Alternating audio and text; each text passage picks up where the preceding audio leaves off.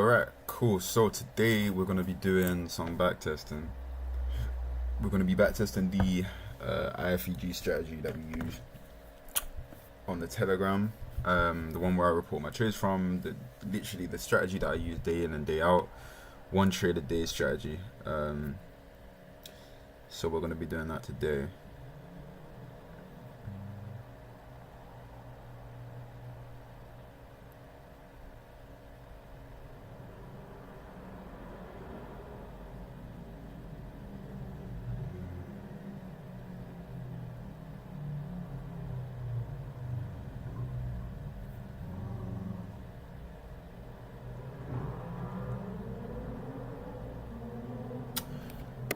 So yeah, before we get started with the actual back testing, I'm going to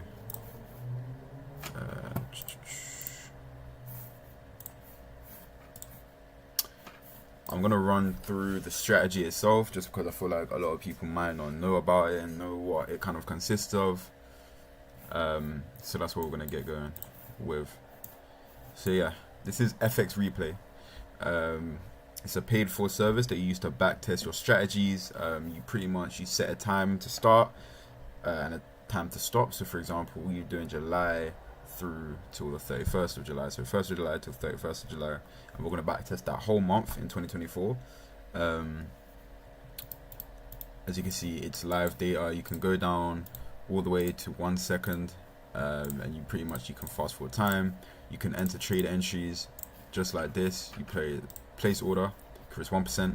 We are on obviously a fake account, of course, and this is 50k account, the ones that we use when we live trade anyway. And we're gonna go from there and pretty much just see how many trades. It's gonna be more of a back testing session where we look for entries, and we don't have the amount of analysis we would on a normal day, where we'd go ahead and kind of analyze the data and do our technical analysis. We're just kind of look for the setups itself, just purely the setups, without much context, and take them and just look at the result. It's not more about the win rate. It's a lot just to look at the setups and just to find the setups. It's crazy. Whenever I start a backtesting session, there is always a setup right here. So we're gonna have a look at that when we finish explaining it. Alright, cool. So the IFVG model, right? What is it? So first we need to explain what an IFVG is, or an inverse fair value gap is. So let's say we have a candlestick formation. I'm just gonna draw it out. It's a lot easier with the brush. Alright, so let's say we have a candlestick formation, right? In the form of this, right? We've gone up,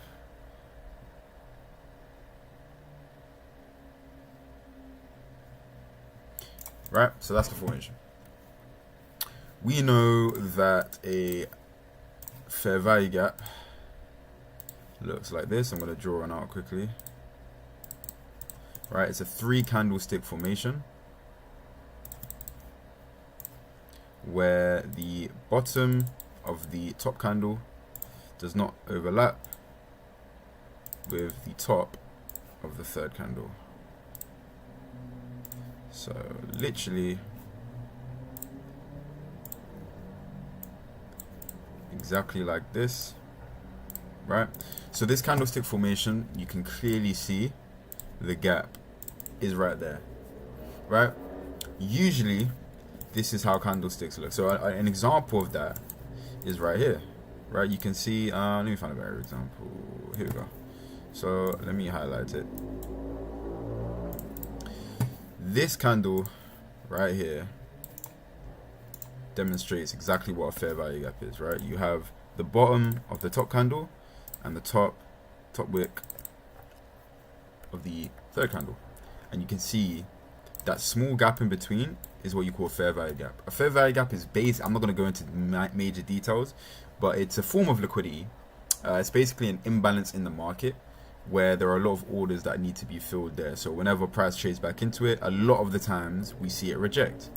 However, in this case, if we draw out the fair value gap again, we're going to draw out a bit further, and what do we see?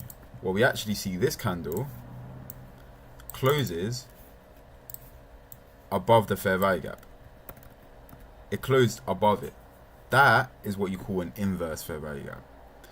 Most of the time, when you see a fair value gap, it will reject from said fair value gap. For example, we'll go find one. For example, right here, right, we have a fair value gap, and you can see the price has just rejected off of it. It's come down, it's dropped down, and this is like almost a support zone, right? We come down into it, we fill the orders, and we've bounced straight off of it. That is the main kind of idea of the 2022 model that IFVG taught. I'm not sure if you've heard of it. It's basically a very simple model where you'll have price action like this. We'll take liquidity, we'll come up, and we enter off the fair value gap right here, right? The entry point would be here on a 2022 model that ICT would usually teach, and you put the stop loss like at the low, and you target some, I don't know, some fucking buy side liquidity up here, right? That is what the 2022 model is. However, we are not trading the 2022 model. I used to trade that. I've since made a transition over to IFVG. So now we know what IFVG is. We're going to explain the model. So I drew this out. I'm going to do a better version. It looks a bit shit. Go like this.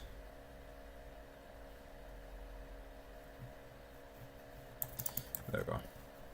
That's a bit messed up. It doesn't matter. Alright, so the IFVG model is pretty much like this. We enter on the close of the IFVG. So you might be wondering, like, does that mean you enter off every single fair value gap, right? Every time we take, you know, every time a inverse fair value gap takes place, are we just entering down in the other direction? No, we're not. But the basic premises of it is that we would enter on the close of the fair value gap here, and we put our stop loss just above the fair value gap. It goes the same the other way around, right? And the stop loss okay, so the risk parameters are like this. So if we were to close back above this fair value gap, that's when we'd exit the trade. We do not exit the trade if price comes back and taps that and carries on going down, right? It has to close above the fair value gap. So if it just wicks above, that's okay, because technically we're still rejecting off of that fair value gap, so it doesn't mean we close the trade. So that's how the stop loss works, and we always want to take partials at around 1-to-1 RR or at the next drawn liquidity. The next drawn liquidity is when we move our stop loss to break even. So now anytime price comes up, we'll get stopped out at break even, and that's how it works. It basically allows us to minimize our loss rate, right, and increase our win rate. That is the exact, that is the main reason about this break even rule. Is, once we enter the trade, I spoke about this a lot. I literally have a YouTube video talking about why it's important to go stop loss, put your stop loss at break even after we've taken the next drawn liquidity, and also why it's important to take partials. We can get into that a lot more later, but yeah, it's important that we do that to minimize our loss rate and maximize our win rate. So now that we've got the basic premises down, I've got an IFVG ratings checklist, which is free to download on the Telegram. I'll put that in the description. And pretty much it goes like this, right? These are the things we want to be ticking off when we're looking for a IFVG model, right? Firstly, we want to look for a liquidity sweep. Now, a liquidity sweep, again, I'm not going to go into major details, is literally like this. We've just put on, this is the 1st of March, it's 2:50. I'm not sure if this is, we need to put it into New York Times. Okay, so it's literally just after market open, around 25 minutes after.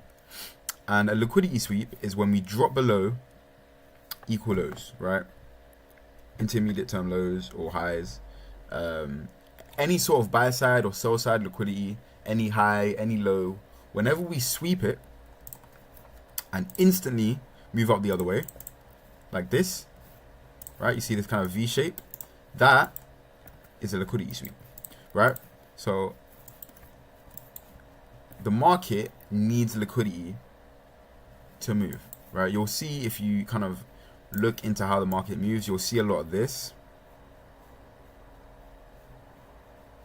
right? It's all reacting, right, off liquidity sweeps, right? We swept liquidity there, we moved the other direction.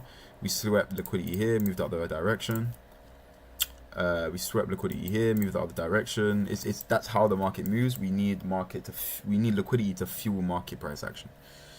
So we need that liquidity sweep, right? Because that tells us, okay, we may have, we've shifted buy side, right? We've shifted sell side, right? So the power has shifted from buyers to sellers or sellers to buyers, which gives us reason that price will go up or price will go down.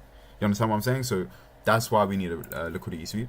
Next, we need a delivery from a fair value gap. Delivery from fair value gap literally means this. Again, it's very lucky that I've opened up the charts and this is what we have. But obviously we know what a fair value gap is now. But whenever we see price tap into a fair value gap and deliver the other direction from that fair value gap, just like this, you can see we've tapped into it. We've tapped into this fair value gap and we've rejected, right? We've rejected. So this fair value gap has held. Again, we'll go a bit more advanced. A lot of the times we'd want it to stay below the above the 50% of this fair value gap. It's a bit more advanced, but a lot of the times when we reject from above, or if it was a bearish imbalance, if we were to reject from below the 50%, that pretty much tells us that this fair value gap holds. It holds. It's an influential fair value gap.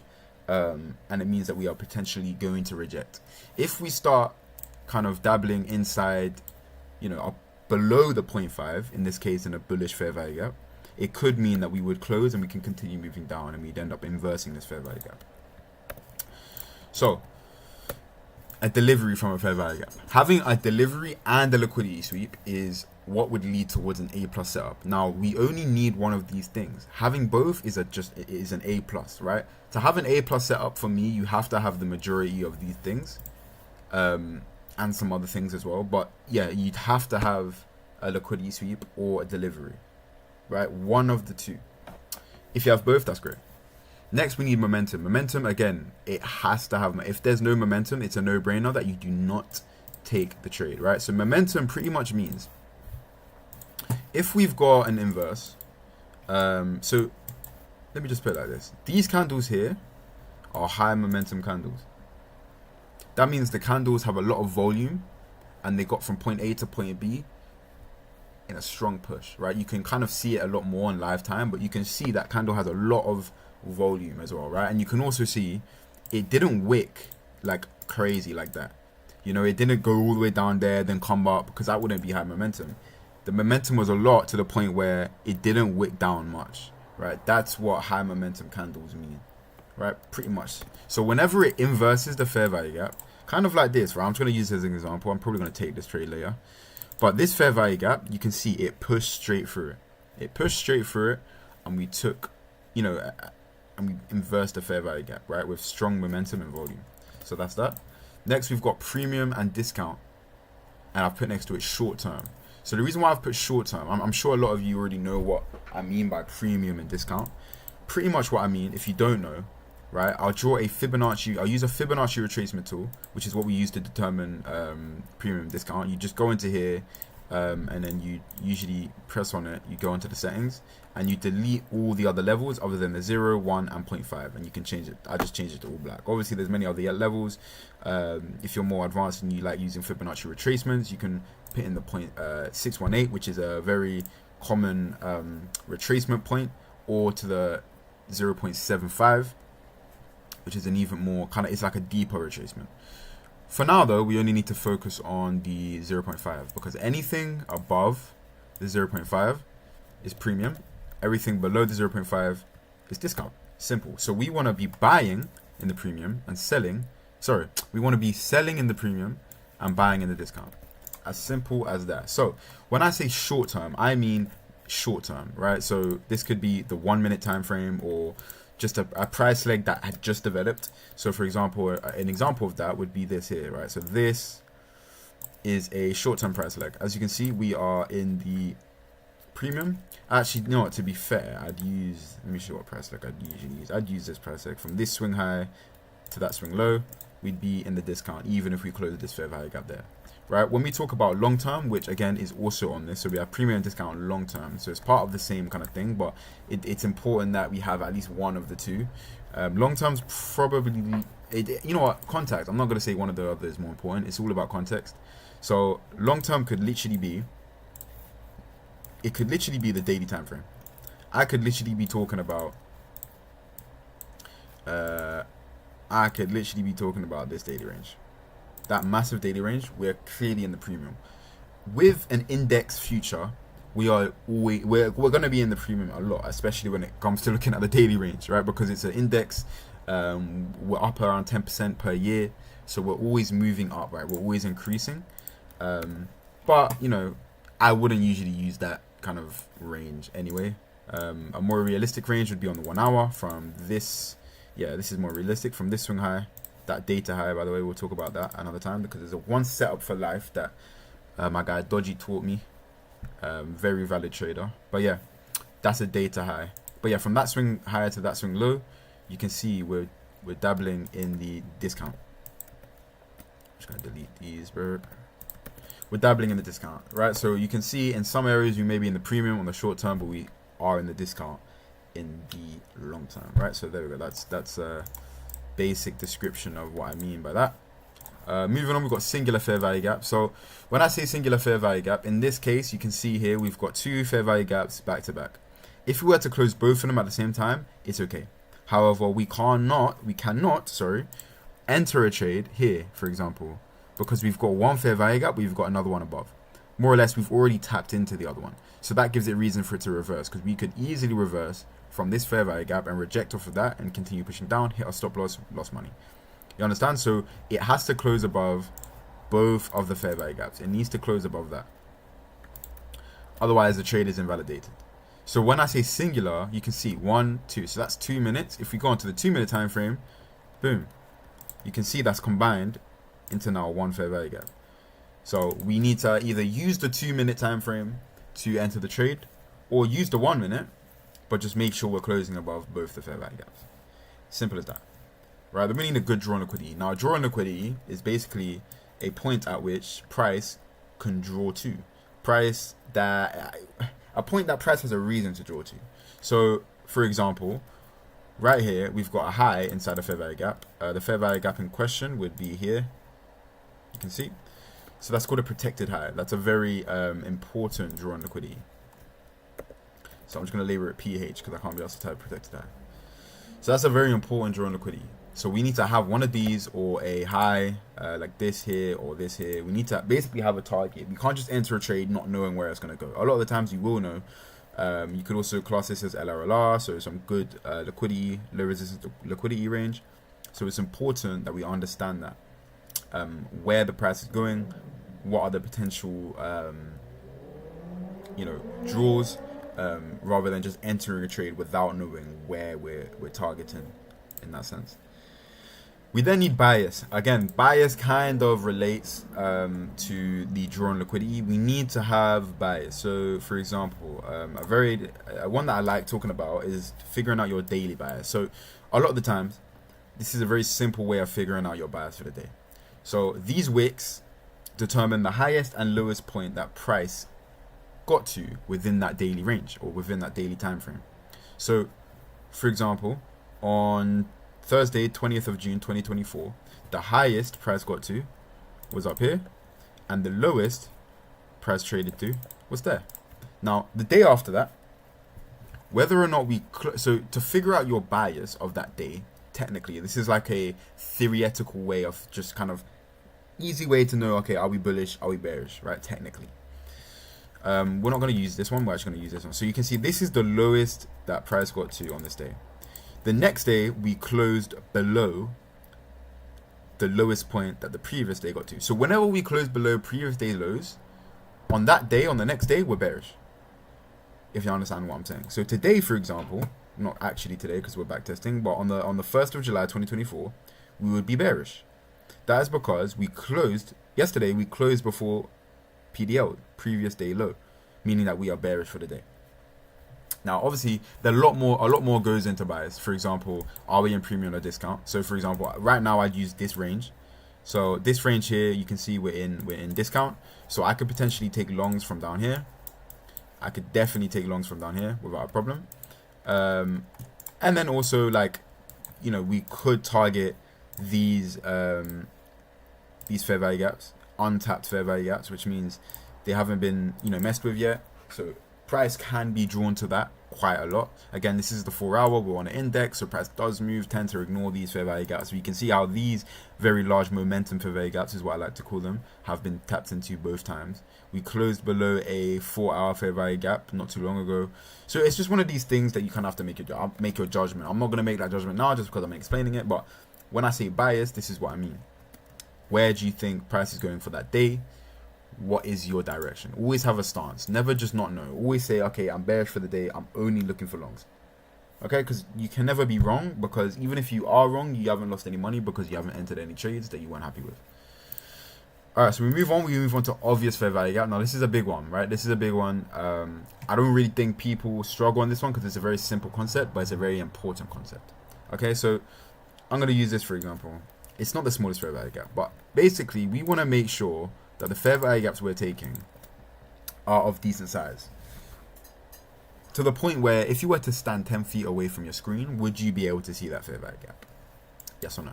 If the answer is no, then you better not take that trade, for fuck's sake. You just better not, because it's a trade that has a very, very, very low probability of working, right? Because the fair value gap isn't large enough. It can easily get inversed straight away. Like, it gets inversed once, and then the next time you're just inversing. This is a great example of a trade that you will not take under any circumstances.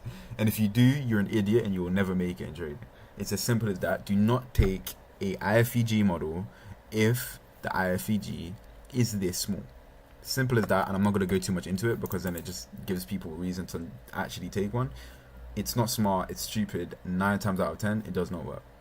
Cool. So then we'll move on to SMT. Now we're going to get a bit more technical here. If you don't know what SMT divergence is, I think when I first kind of learned about this like a year ago, it kind of intimidated me a little bit, but it's actually not confusing at all. It's very simple. I feel like the people that I was learning from just tried to make everything sound more hard than it was. So what we're going to do, we're going to open up the S&P 100 index, the S&P 500 future, which is a correlated pair. So S&P 500 futures and the Nasdaq 100 index futures are pairs that are correlated, right? So these pairs are related to each other in some way. What this means is, whenever we have, a lot of the times you can see we look like we're following the same pattern. However, whenever we have a point where price has taken liquidity on one pair, for in this case MNQ, in other words Nasdaq 100 index futures, we did not take this low, right, at 9.15. So I'm talking about this low here was not taken on Nasdaq. However, if we go to this same low, right, this is the 9.15 low, the same exact point in price on, this is on S&P 500 index futures, you can see that price actually did drop down and create a liquidity sweep. Now this as well, by the way, I just want to point out, this is beautiful. This is literally the picture perfect liquidity sweep model. When we see a wick like that, where you can see price have dropped below it, briefly taken liquidity, said thanks, and fucked off in the space of 1 minute, that is called a thank you for the liquidity wick, which means we have definitely had a liquidity sweep occur there. Now, whenever this happens, right, whenever we have a divergence between the two pairs, hence why it's called SMT divergence, whenever we have a divergence between the two pairs, in this example, this is a bullish SMT, because we've taken sell side liquidity, meaning that we are now bullish in S&P 500. We've taken a liquidity sweep to the upside, which could tell us that because these are correlated pairs, we could be moving up. Now, when we see a model, let's say we got a model here, which I actually think we will do. Let's say we get a model here and we close above the fair value gap. this SMT is a major confluence, because we've got that divergence on S&P that we've taken liquidity, but we haven't on Nasdaq. So this kind of tells us, yo, we're bullish. It's just a reason to, because, okay, for example, right, we haven't taken this low, so you guys might think, oh, you know, we need to wait for this low to be taken before we can enter longs. We go on S&P, we've seen that low has already been taken on S&P, meaning that, okay, I can kind of build a confluence to take this trade now because S&P has taken that low. These are correlated pairs, and I feel comfortable taking that trade now. And these can work in the other directions when we're talking about taking highs. Simple as that. So that's an SMT. There's, you know, you could probably go deeper into SMTs, but again, I'm not here to completely explain the whole model in the most kind of in-depth way. Next, we've got macro time. So macro time typically is the the last 10 minutes of an hour and the first 10 minutes of an hour. The more like kind of important macro times are 9:50 to 10:10, 11:50 to 12:10, and then we've got 1:40, I believe, to 1 to 2. So there's a couple macro times, but pretty much what it means is, if I get real quick, I can get up a indicator. Let me see if I can get. Oh no, I don't think.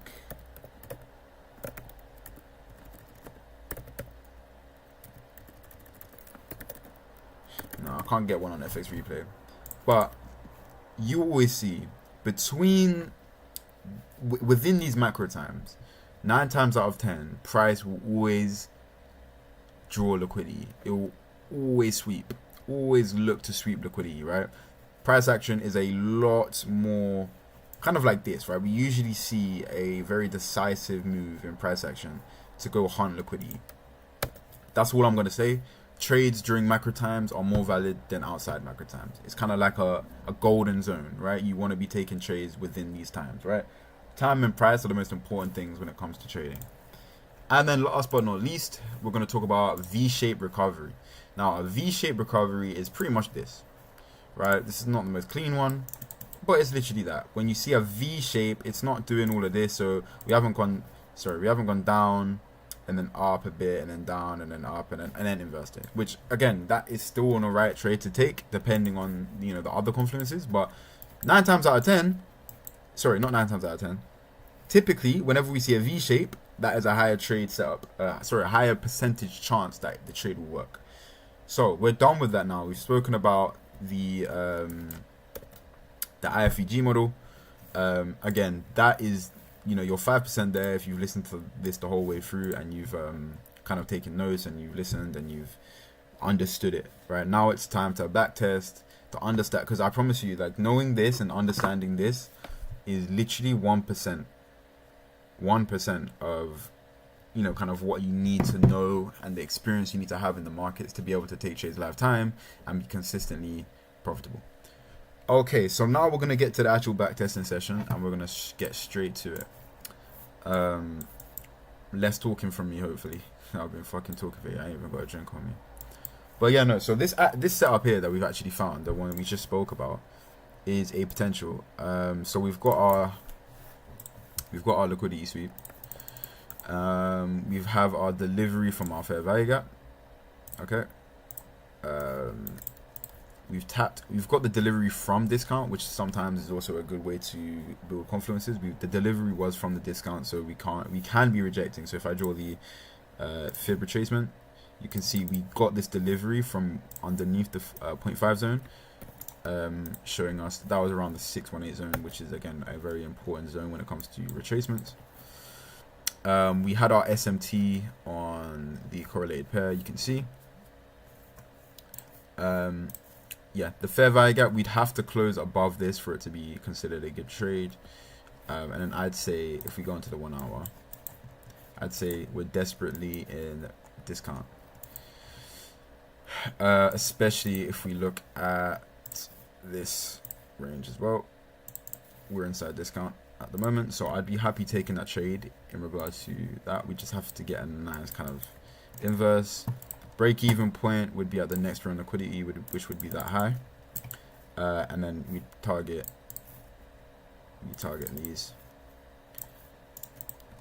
and then maybe hold a runner to like these highs, depending.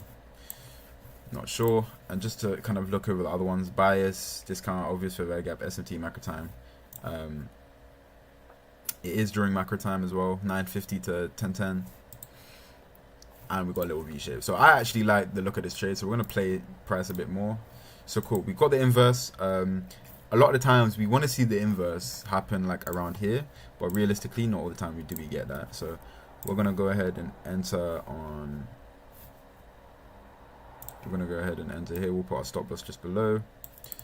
I'm going to target that there. We're not going to take no partials here just because it's like one of our, those low risk to reward setups. And we're going to go ahead and place this order. We're going to usually risk 0.5% just because a lot of the time, sometimes if we close below, we end up getting stopped out more than we should be. So we're going to do 0.5%. And yeah, guys, so on FX Replay, a really cool feature they have, you can actually create the checklist on FX Replay. I can't be asked to do that right now. I've spent my millions of hours on FX Replay in my time, so I don't really need to be doing that right now.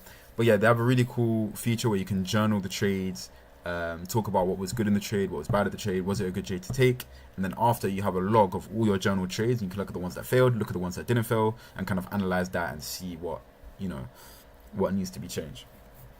So I'm gonna press save, and now you can see the order is there. Now what we have to look at as well on S&P, I don't really like basing my trades off S&P too much, so I'm actually not going to talk about that. I don't want it to confuse anyone, so we're going to close that for now. So we're going to let price play on. So we're going to move our stop loss down just so we don't get stopped out before we should. And then if we close below, it's going to be, there we go. So now we're going to bring our stop loss up to break even. So the reason why we've done that, just so people aren't confused, we're going to move our stop loss up to break even because we've hit our next draw on liquidity. Because we've taken our next draw on liquidity, we are now, our confluences that we had when we entered the trade are now like not as valid. So yeah.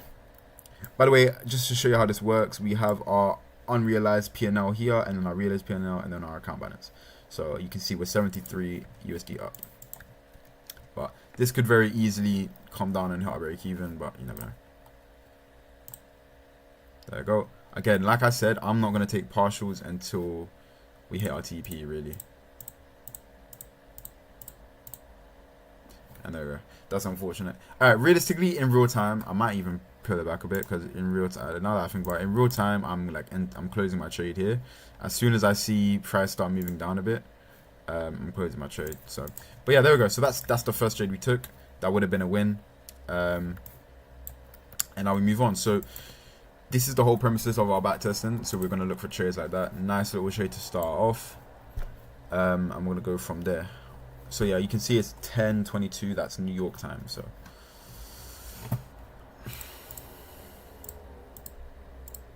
cool. So we had an inverse. We have an inverse right here. We literally just got an inverse. You can see we're kind of in this kind of buy maker model where we just kind of going down. We're chasing off the fair value gap. This 2022 model. We had our delivery from the fair value gap. I kind of like the look of this. I don't like how we've just taken highs though. And I'd probably have to end up like targeting this. I don't really like the risk and reward to this. To be honest, I might not go for this one. I mean, honestly, I'm not taking this at real time, so we'll leave that. Ended up being stopped at break even anyway. Okay, this on the other hand, I like a bit more. I like this one a bit more. Again, we're moving a bit more into the premium now, so trades aren't as good here, but we've got our delivery from fair value gap. I like how price action is moving right now. We've closed above. Go break even here. Momentum wasn't that good, but we could potentially get in and get out. Let's have a look at the R to this trade. Round of 2. Alright, we're gonna get in this.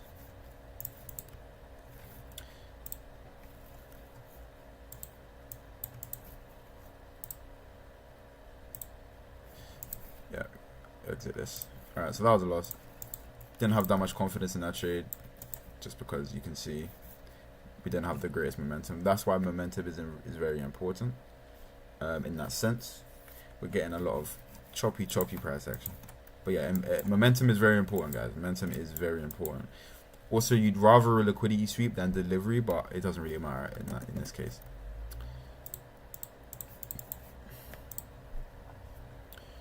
There's no liquidity sweep there.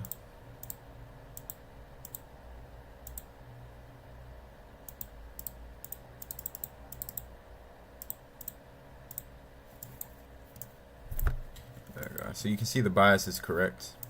The entry just wasn't.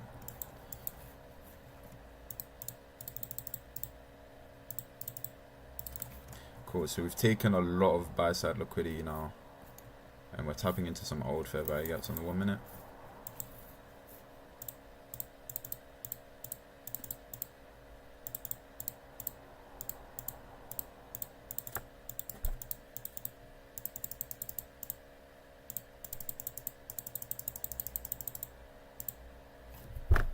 Okay, so I would never, this is crazy. Like, this whole price action is ugly and crazy. You don't really want to be trading that at all. It's the most disgusting thing. We just took major buy side liquidity, right? And we traded out of this kind of consolidation a little bit. I'm not going to enter this at all because it's fucking stupid too. But this LR here, which is very good. So I expect it to go and hit the bottom, which it did. There we go.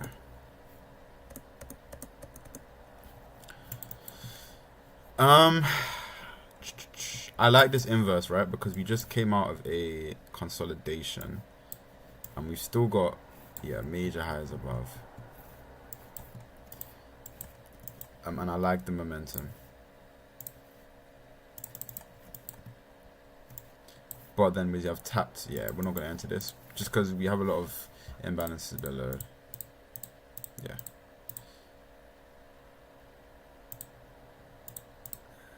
Yeah, there we go. Exactly what I said. You gotta think logically about this. Is there a reason for price to move up? Yes, but then there's also, and there we go. So now we've got our inverse, right? So this, so a trade like this, in my opinion, let me just quickly go check on the 1 minute where we are in terms of the range. We're still kind of in discount. Short term, not really, but we're still kind of in discount. Now, a trade like this, right? When you get this fucking V shape, and you see a delivery and the liquidity sweep and an obvious fair value gap and great momentum, you have to enter the trade, right? You might lose. It is a possibility that you might lose the trade, but it's something that you have to take. And if you lose, it's like you can't win 100% of the time. No one has a 100% win rate. So we're going to get in this trade and just ignore the result, literally. There we go. So we're going to put stop loss to break even. I'm 100 million% about to take partials. Let me just move this down. So we're going to scale most of the position here. There we go. And then we're going to play out the rest. And the rest got stopped out of break even. There we go. So we got the first dub of the day. Can I show? I don't know if I can show executions on this. No, I don't think I can. That'd be cool if you could. But yeah, so that's why you scale, right? That is exactly why you scale. We took partials, so we actually made money from that trade. But yeah, that is a textbook trade, and I would have been very surprised if that did not work. Price really looks like we want to trade lower. I want to see, to be fair, if we are, I want to see us invest that quite convincingly. Boom, just like that. Yeah, I mean, I guess, yeah, I want to see us. Okay, cool. So what I want to see happen, I want to see us trade down there a bit, and then we can then we can get into some trades. But I don't know, I might just enter this just for the video's sake. There might be news. I don't have news turned on, so if we get any like crazy like, I don't know, if we get any silly crazy like candles, then that's probably because of news, but I don't have news turned on, so I can't really check. So I could easily get a candle that just goes like this, by the way. Like, I would not be surprised if that happens. just because I've been on the market for so long, I can just know when stuff like that have a possibility of happening. Are you ready for it? Yeah. Literally called it. It's fine now. I'm just taking these trades just to show you what the setups would look like. You would never take a setup like that. I'm just trying to show you power of IFVGs. But price has different plans right now. I might transition and just say I'm only going to take trades that I would have taken. But I just want to enter as many trades as I can for you guys, honestly. I don't want to be with them guys that just don't take trades when they're backtesting. This is more like data kind of collection, kind of. And again, I don't really have opportunities, so here we go. We'll go ahead. You know what I'm gonna do actually, real quick. I'm gonna go to settings. We'll go to backtesting. We'll go to go to feature, enable replay. Yeah. So the reason why I'm doing that is because there was a setup right there that I wanna take, and I just fucking missed it. And also I think it will showcase to you guys exactly what I mean, and I just want to keep the data realistic as to what you would get.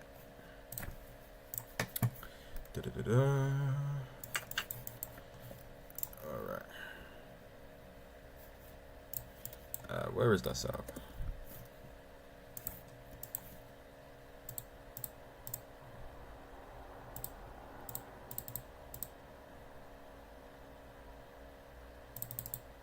Wait, was there not? Wait, I'm confused. I think... Oh, that's S&P. I was saying, like, what? I'm pretty sure that there was just a trade entry here. Yeah, there was. Okay, let me go back. That's why I didn't take it. It was on S&P and not on NASDAQ. I'm like, what? Here we go. So this inverse here. Bosh. See, we got the inverse, and this one's actually a very good so whenever you get these trades in lifetime, they are the most amazing trades. So 1 to 6, you never really see stuff like this. So we're just gonna take it, and careful with our stop loss. So we'll put stop to break even here, and we'll also scale around half. We'll let price period on, and we're scaling we're scaling half again, and then we're letting the rest play out.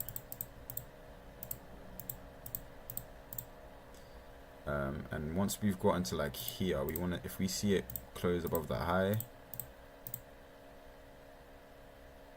I'd say we're out. Just because we don't want nothing. There we go. It's those partials that kind of help everything. Would we have eventually gone down and hit? No, we wouldn't. We would have come back up, and we would have got stopped at our break even, and that's exactly why we take partials. So there we go. And yeah, there actually would have been. So we actually got this delivery, bro. Can this? Why the fuck do we have volume SMAs on, bro? That's so annoying about this backtesting thing. It keeps turning them on. All right. And then we had this inverse right here. Live time. Can I go back, bro? This is so annoying. Because I'm not going to be in a trade that long. There we go. So this is, bro, I'm not going to lie, I kind of remember this trade, bro. I know it was last year July, but I feel like I genuinely remember this trade. We got a delivery, and we had this quite large fair value gap. Actually, it wasn't that large, really, was it? Right, and then we got our inverse, right? A crazy inverse, in fact. So I'll be honest, these kind of entries are a lot more advanced. Like, this doesn't look like the model that I just talked about. But again, once you've been on price action for a long time, you'll be able to kind of notice these as like very good trades. Put a stop to break even. And we're gonna scale most our position.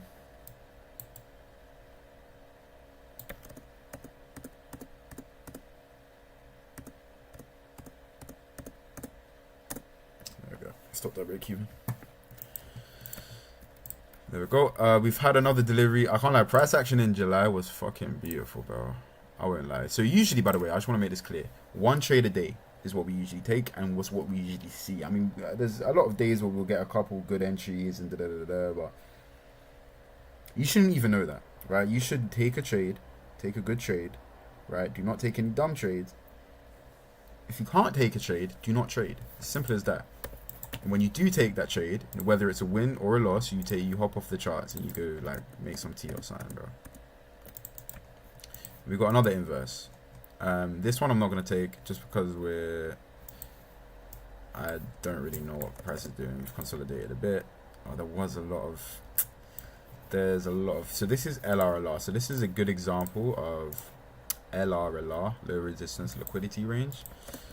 So after we inverse,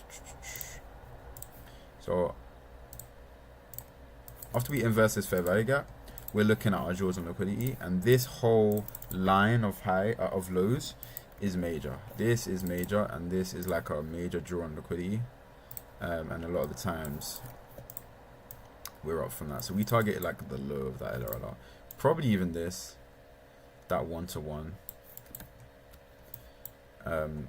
But what I'm gonna do is I'm gonna target this, and then we're gonna take partials. We'll like leave a runner there or something, I don't know. Yeah, let's just that's so funny. I was gonna okay, let me go back. I was going to is it gonna keep me in the shit? No, I don't think it will. I was gonna like take partials. I was like, let me just see if it would just hit my CB, because I can't be asked to change it. Place order. But no, that's fine. I will enter it manually if that's what they want me to do. So yeah, surprise. You know what? We're gonna be humble. We're just gonna target that 1-to-1. Place order 0.5. Bosh. All right. Cool. So we're up 700 for the day. Oh my god, I didn't even realize we were trading PM sessions. So we're gonna go to next day open, which should be 9:30. So we're at 8:30. So I like to hop on the charts at 8:30, so I have an hour before open, and then we trade market open, and then like an hour after that. So we're on the charts for like 3 or 4 hours, or I'll get on at like 9 a.m. You know, because sometimes we see setups before 9. Am I about to see one like this? I don't know how valid this. I don't really know how I feel about this. I haven't done my like proper analysis, but I like that inverse. We have equal highs above. What's our sell side looking like?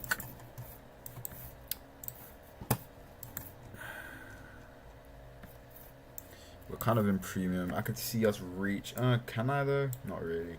I see us rejecting off of this, so we have some wiggle room. I want to try get like a before open trade. A lot of people are scared to get in trades this early. It's a risky trade though, so I'm not gonna get in it. Yeah, cool. Oh, actually, then I've just gone and inverse this, which I would have actually had a lot of conviction in, honestly, but that one failed. It's just the fact that before market open, the price action isn't as good, which is why we tend to like stay off the charts during these times, or at least. But I like to watch the charts at them times just so we can kind of see. I really like this inverse, actually. I'll be honest. However, I'm not going to take it for one reason. I don't like these highs. These are actually equal highs, meaning that we are gravitated towards that. You see a nice market maker model, sorry, not market maker, 2022 model forming. However, I like the way we swept these highs, which were equal highs. I liked how we swept them and then closed below. So hypothetically, if we took the trade, we would have, yeah, it would have matched. That was like a 1 to 1.5, 1 to 2. Pretty good trade, honestly. I'd be gassed. Getting trades that early in the morning, wow, look, that was a nice play. Getting trades that early in the morning are amazing, because it's like, bro, you do not have to do niche. You get up in the morning, it's like 2, it's like 2, because obviously New York time, it's like 1 a.m., it's like 1 p.m. London time, and you get to just get off the charts nice and early, have the rest of your day to yourself.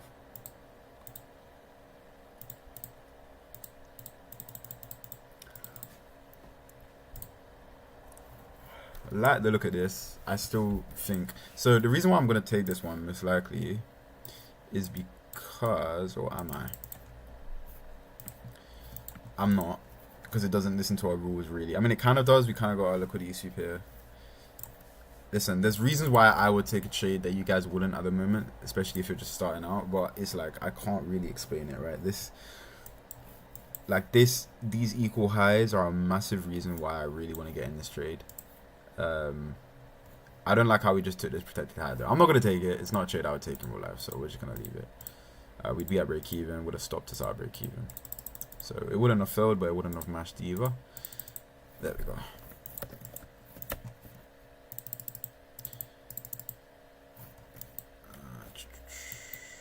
So market open is very, very boring market open. Honestly, that rarely happens. Usually we have a very like lively market open. I'll show you in the next couple of days. But usually it's a very lively market open, honestly.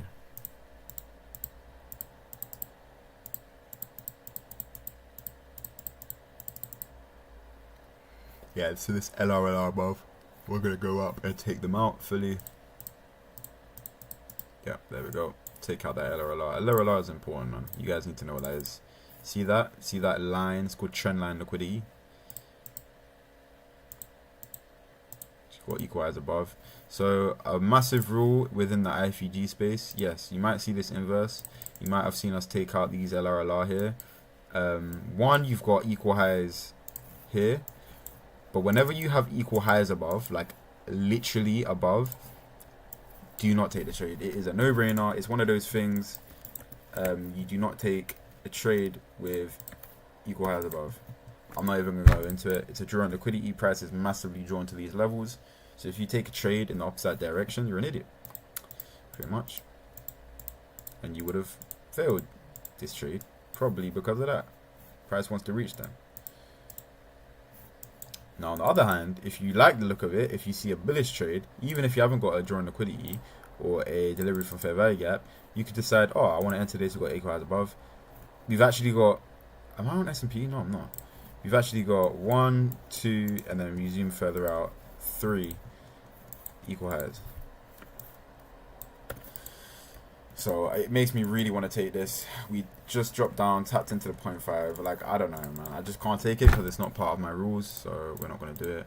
That one actually would have failed. So you can see, look, if it doesn't match your rules, if you didn't take liquidity, don't take it, man. More often than not. Don't try to use your initiative. I think there might be news right now. I think that's why we're doing this. You can kind of see we consolidated here. I actually remember this. And we broke down. We broke out of this. And now we're just kind of going to edge probably. I don't know what we're doing.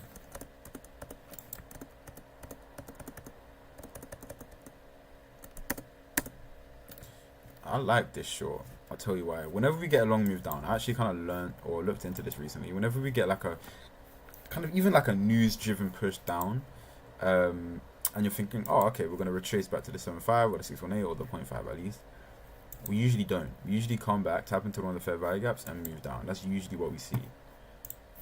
Or that's what we see a lot of the time. So like an entry like this wouldn't be bad. Especially if we're like clearly pushing down, clearly reaching for some. And I did say as well when we were up here, I wouldn't mind coming down here and taking some trades. So we're just tapping into discount now on that long ass range.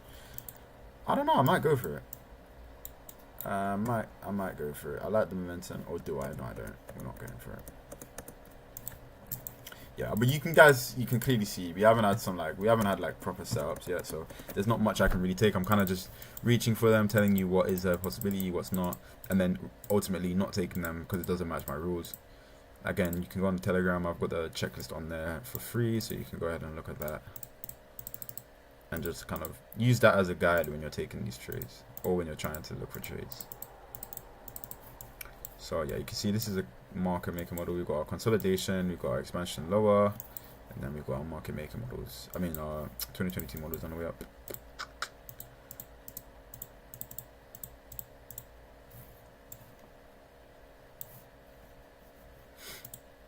Doesn't look like we're gonna get much today, but we'll thug it out. We'll see.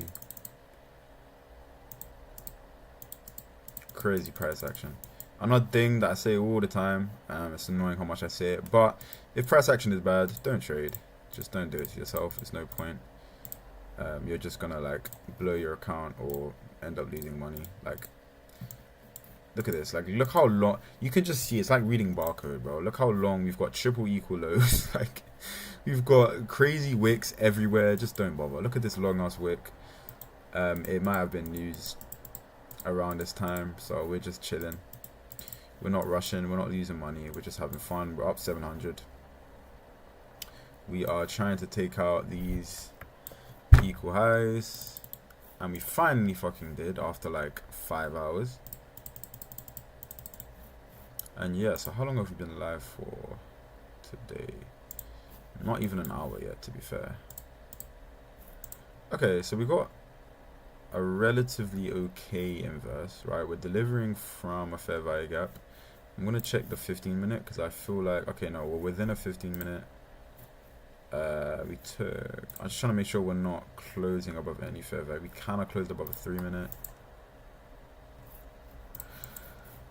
Let's have a look at the 30-second time frame.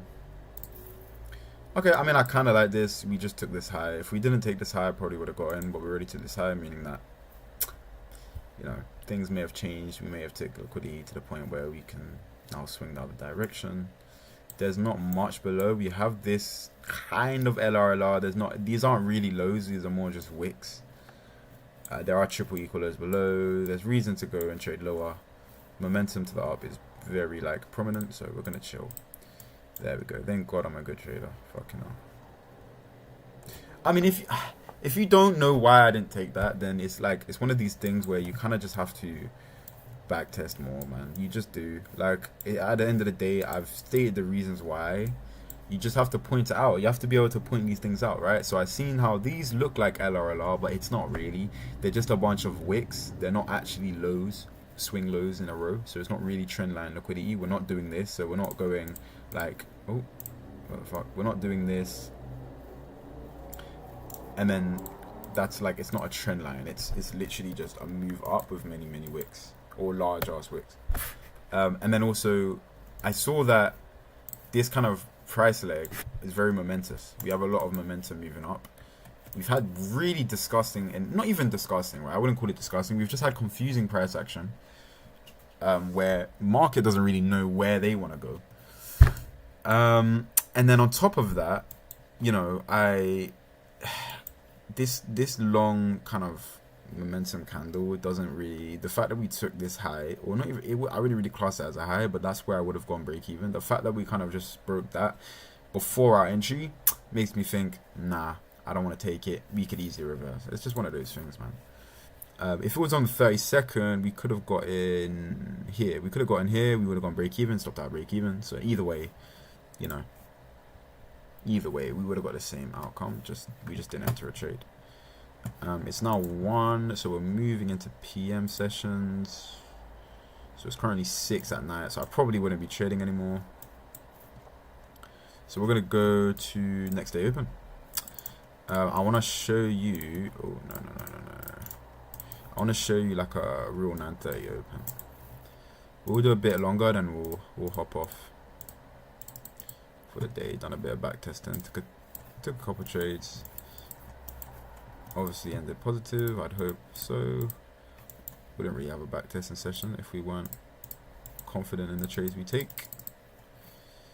Where are we in this range? Did we end up trading that low? Let me have a look. No, we didn't. We actually, yeah, we did. Yeah, we did. That's exactly what I said. Again, I can't lie, my narrative is usually correct. I don't mean that to boost my ego, but it's like, because again, I might not be making money from it. You can see I literally didn't take, within like this range, I didn't really take any trades, so I can't really go ahead and boost my bubble saying, oh, my narrative. Actually, no, I didn't take within this range. Within this range, I didn't do anything, so yeah, I got it right. I said that we'd probably trade lower, reject off like the 0.75 zone, and then move up. But I didn't take any trades, so it doesn't really, can't really give myself props. But yeah, no. You know, I said it was, you know, that's what I'd want to see happen, and yeah, that's what we got.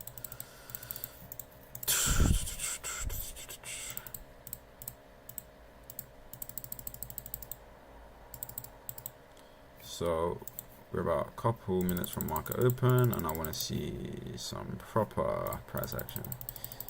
Doesn't look like we're gonna get it. I mean, we got proper price action, but it's just. Let me even show you. Let me go into TradingView real quick and show you what market open is usually like. I don't know what happened in July, but I'm not gonna connect to my TradingView account. Usually during market open, where's 9:30? Here we go. 9:30, we're boring, and then 9:30 hits. Boom, massive candles, up and down, we're all over that gaff. That's what we usually see during market open. You understand? So yeah, also we got such a good trade yesterday to these data lows. Not yesterday, sorry. Was it yesterday? What day is it today? Sunday. No, on Friday we had such an amazing trade. Like, this is the trade the more advanced guys would take because it's not really a A+ setup. But I promise you, it's this. No, not that one.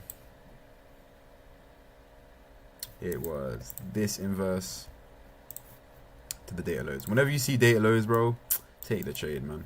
Those trades are always like, price will always run down to those data lows.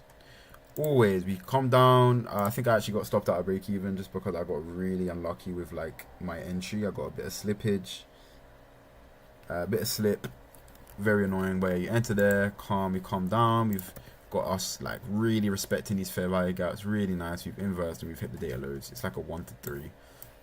Fucking, it's actually beautiful. That shit makes me so gassed. But yeah, that happened there. You know what? We're actually gonna be done for today. I think I've shown off a couple trades. We ended the backtesting session here. Ignore the name of this fucking. My friends are weird as hell.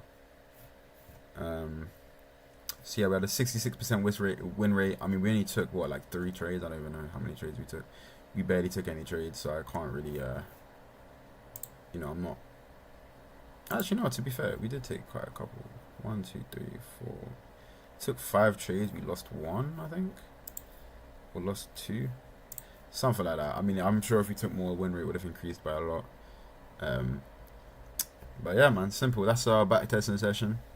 Hope you enjoy. Hope you have a more like a greater understanding of the IFVG model that we use. I'm gonna now probably backtest on more, but I'm gonna get off live. My throat is dry as fuck.